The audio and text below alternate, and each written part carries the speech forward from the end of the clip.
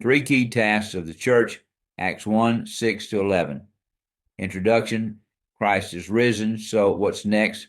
Actually, the customer said, I just need to figure out how to turn this silly thing on.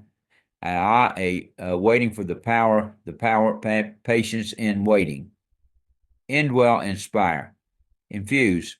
To put it simply, the church began with power, operated with power, and continued to move forward as long as it remained powered up. A.W. Tozer put it well in Past the Power. Waiting can be tough. Think about it. Waiting in a hospital room, waiting for a job, waiting for election results, or waiting for a baby to arrive. It's not always easy, just like it wasn't easy for the disciples.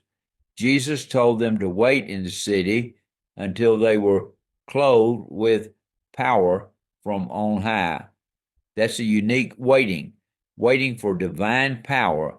But how do you actually do that? This kind of waiting is active. Remember the famous line from Field of Dreams, if you build it, he will come. One time I took 2 soda cans, one empty and one full. I stood on the whole can and it supported me. But when I tried standing on the empty can, it crumpled right under me. 2, watching for his coming, the promise, be there, be ready, be still, be mindful. Our absent Lord has praised those who not only wait for his return, but also genuinely keep watch for him.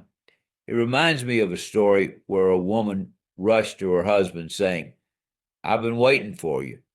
He gently replied, sure, but the other men's wives are here waiting for them too, now trying to guess when and how it will all happen. That's pointless. Jesus himself didn't know the exact time the Son of Man would come. The core message of Christianity is that God has a plan for humanity and the world. Did you know that newspapers use a special typeface called Second Coming type for major news events? Third, working in the kingdom, the purpose, diligence, devotion. Delight or dull duty, be diligent in your work. There was a meeting of top scientists who decided humanity had come so far that we no longer needed God. They picked one scientist to inform him that they were done with him. This scientist approached God and said, we can clone and do miraculous things. Why don't you retire?